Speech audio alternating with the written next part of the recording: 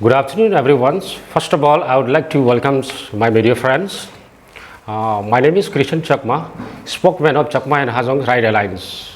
And with me, I have my friends Sri Lasit Hajong, Vice President, Chakma and Hajong Elders Forums, and Executive Member Sri Matan Gopal Hajong, and I have Vice President Protocol, Sri Bipin Chakma, Arunachal Pradesh Chakma Student Union, Rup Singh Faction, and General Secretary of Arunachal Pradesh Chakma and Hajong Student Associations, and I also have Assistant General Secretary Sri Anil Chakma of Committee for Citizen Rights Chakma and Hajong Arunachal Pradesh, and executive members Committee for Chakma Committee for Citizen Rights Chakma and Hajong Arunachal Pradesh. And also I have got my this colleague Sri Binoy Chakma and his friend. Today we are here in the press conference.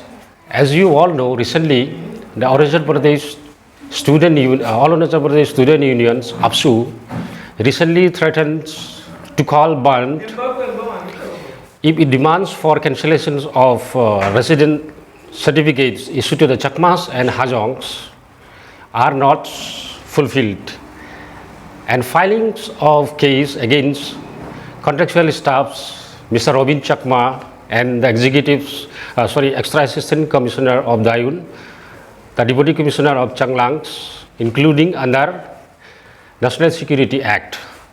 So in this regards, I, on behalf of all the Chakma organizations, would like to make it clear to the people of the Arunachal Pradesh in particular and the people of India in general. The first of all, the issuance of residence certificates to the Chakma and Hajongs is absolutely legal. Under the Finance Act of 2020, any persons staying in India for an aggregate period of 120 days or more is an ordinary residence. In fact, Form 6 of the Registration of Electors, Rule 1960, does not specify the time periods to be included as an ordinary residence and voter under the Representation Act, People Act of 1950. All persons in India are required to be issued proof of residence, and the same can be issued by any authority, whether Extra Assistant Commissioners, Member of Legislative Assembly, or local panchayats or municipal officers. Therefore, issuance of proof of residence certificates to the Chakmas and Hajong are not illegal, and it is in fact compliance with the laws. The second point is Mr. Robin Chakma is a citizen of India and a contractual worker with the EAC office at Dayun. Any qualified persons can be employed as a contractual worker. The case has arisen only because Mr. Robin is a Chakma. His ethnic origins must not be treated as a crime, and he has not committed any crime. The third point, the Deputy Commissioner of Changlangs and the EAC of Dayun also have not committed any offence by issuing residence certificate to the Chakmas and the Hajongs as per the law of the lands, or hiring qualified citizens as contractual staffs. So in the light of the fact that issuance of residence certificates to the Chakmas and the Hajongs and hirings of any contractual worker are legal, there is no cause for either action on this demand of the all Arunachal Pradesh student unions or any bond to praise for the demands. We therefore ask the or Arunachal Pradesh Student Union to reconsider, call off the demands and band. Chakma and Hajongs have lived in Arunachal Pradesh for the past 60 years. NEFA or Arunachal Pradesh is the motherland of the 95% of the Chakma and Hajongs who are born and brought up in the states. There is a need to end racial discriminations against the Chakma and Hajongs and allow everybody to contribute toward the development of the states. So with this, from my side, I conclude my first briefing.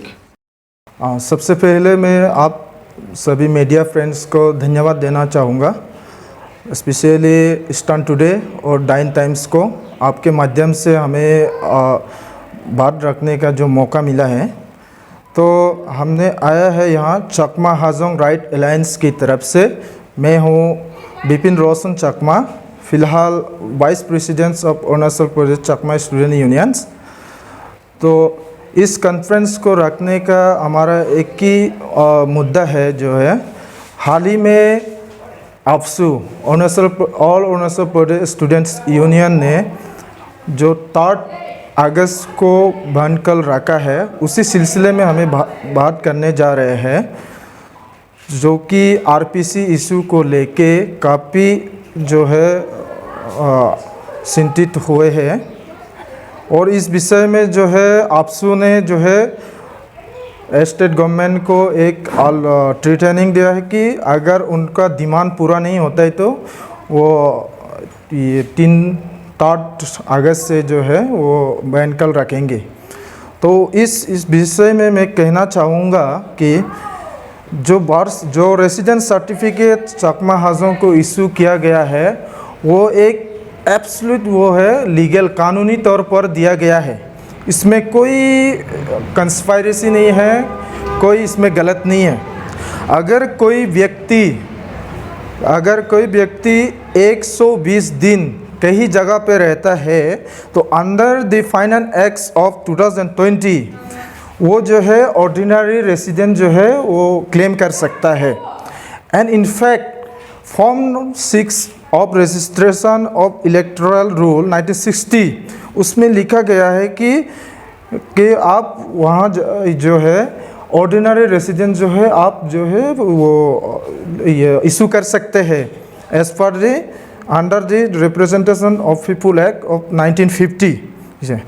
तो जो हर Indian को, हर नागरिक को ये अधिकार होता है कि आप जहाँ भी रहे वो आपको एक रेसिडेंट प्रूफ जो है ज़रूरी होता है। तो इसमें अगर हमारे दायोन के EAC इसमें RPC इशू किया है, तो इसमें मुझे लगता है इसमें कोई गलत नहीं, क्योंकि दायोन EAC जो RPC इशू किया है वो अपने लीगल तरीके से किया है। इसके अंतर्गत जो है कोई MLA हो या कोई पंचायत लोकल बॉडी या म्यूनिसिपल कोई ऑफिसर्स हो, जो है इसके तहत जो है वो लीगली जो है रेसिडेंट प्रूफ इशू कर सकता है। तो इसमें कोई गुंजाइश नहीं रहता कि ये इलीगली है। जो APSU का कहना के मुताबिक है, जो ये एक गवर्नमेंट का कंस्पायरेसी है, ये बिल्कुल जायज़ नहीं है। मैं बिल्कुल इस बात को नहीं मानता हूँ। तो जो भी चकमा हाजों को फ़िलहाल RPC इशू गया है, ये बिल्कुल कानूनी तौर से किया गया है।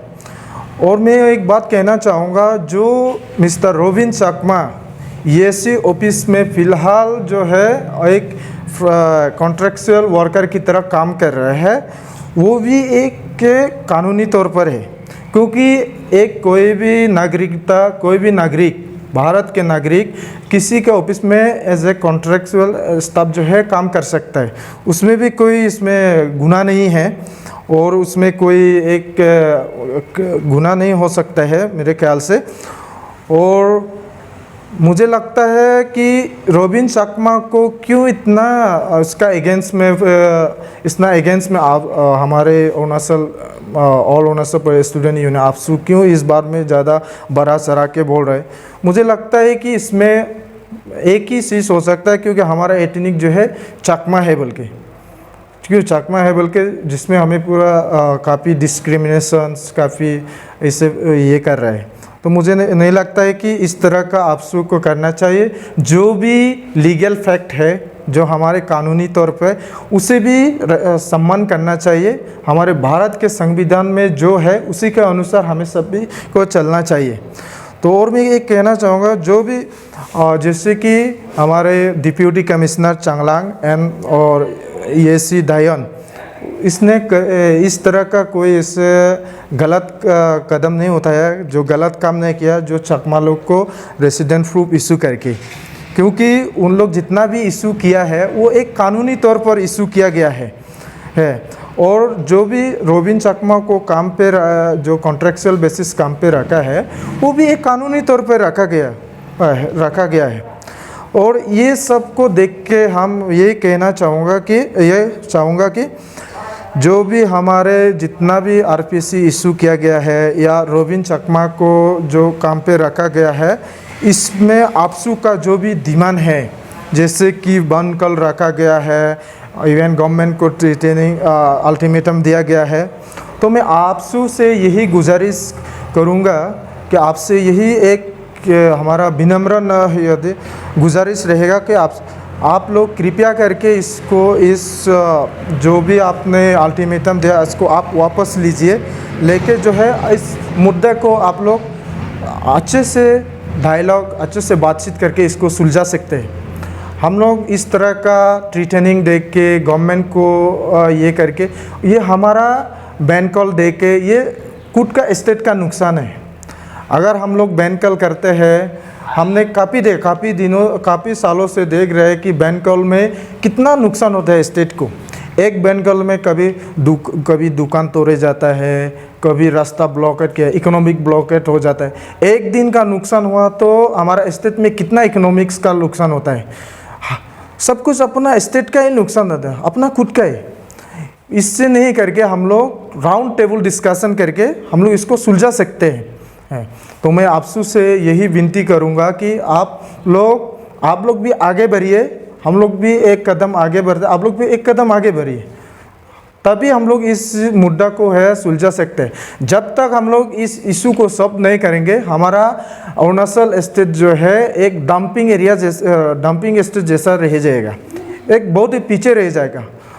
तो मैं ज़्यादा लंबा नहीं कह के मैं बार बार रिक्वेस्ट करूँगा कि आपसू and the Arunachal state government को कि आप लोग मिलके इस और साथ में सकमा हाजंग जितना भी ऑर्गेनाइजेशन लेके साथ मिलके जो है एक अच्छा डिस्कशन करके इसको सॉल्यूशन में लाने की कोशिश करें।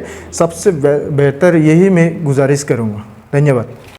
I myself, Sri Lasit Hajong, Vice President of CHEP, and also the social workers of Hajong communities. मैं आज आप लोग को मीडिया पर्सन को धन्यवाद देना चाहूँगा, क्योंकि आप लोग के जरिए हम लोग एक बात रखने पा रहे हैं। आज आपसे लोग हम हाजोंग चकमा लोग के लिए बहुत सारा मुद्दा उठा करके स्टेट में झूठ-मूठ का हल्ला फैला रहे हैं। तो एक्चुअली हम हाजोंग चकमा लोग पीस लविंग पीपुल हैं। हम लोग किसी के साथ ना लड़ने चाहते हैं, ना किसी का झगड़ा करने चाहते हैं। हम लोग आपसू के साथ हो या अरुणाचल गवर्नमेंट के साथ हो, कदम कदम से मिला करके अरुणाचल स्टेट को आगे बढ़ाना चाहते हैं। हम लोग पहले से यहाँ रह रहे हैं, हमारा पूर्वजों तो यहाँ से गुजर गया। आज हम लोग उनका ग्रैंडसन लोग बचे हुए हैं।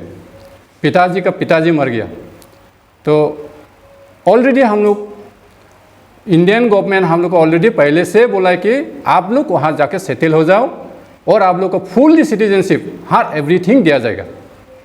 लेकिन मेरा यही प्रश्न है, अगर इंडियन गवर्नमेंट हम लोग को सिटीजनशिप ऑलरेडी दे रहा है, तो अरुणाचल गवर्नमेंट और आपसू का इसमें क्या रहा जाते हैं? हम लोग तो भाई भाई करके मिलकर रहना सही है। हम लोग अपना देश, अपना इस राज्य को सुंदर बनाने के लिए कोशिश करना चाहिए। इतना बैन कॉल रख करके 3 तारीख को जो बैन कॉल रखा है, इसमें किसका प्रभाव होगा? हम लोग का तो प्रभाव नहीं होगा ना, उसमें आप लोग का ईटानगर पर प्रभाव पड़ेगा और कहीं कहीं ना आप लोग में इसमें हल्ला चिल्ला होगा, फिर मारपीट होगा, कोई दंगा फसाद होगा, तो उसमें लॉस किसका होगा? हम लोग को अरुणाचल का ही लॉस होगा, बल्कि कोई दूसरा का लॉस होने वाला नहीं है।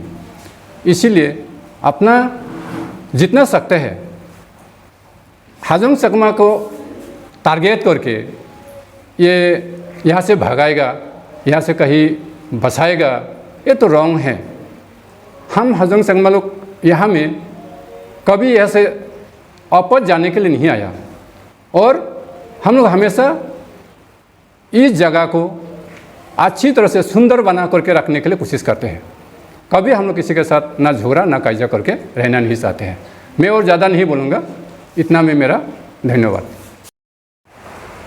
तो सर हम ये जानना चाहेंगे कि अभी जो आपसू ने जो डिमांड रखा वो अगर फुलफिल नहीं होता है, तो अगर गवर्नमेंट की तरफ से 31 तक अगर रिस्पॉन्स नहीं मिलता तो वो लोग बंद कॉल शुरू करेगा 3 तारीख से, तो आप लोग का तरफ से क्या स्टेप रहेगा, नेक्स्ट स्टेप अगर बंद कॉल शुरू हो जाता है? देखिए, सबसे पहले तो मैं बता दूं कि जो आपसू ने डिमांड रखा है वो टोटली एक इलॉजिकल है, कोई इसमें लॉजिक्स नहीं है।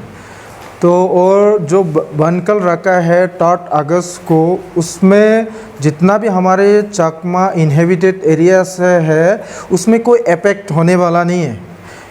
तो जो भी हमारा नेक्स्ट स्टेप होगा हम लोग कानूनी तौर पर होगा, जो भारत के संविधान के दायरे में ही हम लोग करेंगे। और इस विषय में हमारे जितना भी कोर मेंबर्स है, कोर ग्रुप है, हमारे एडवाइज़र्स है, लीगल टीम है, उनसे डिस्कस सलाह करके हम लोग आगे की जो भी एक्शन होगा हम लोग आगे बढ़ेंगे।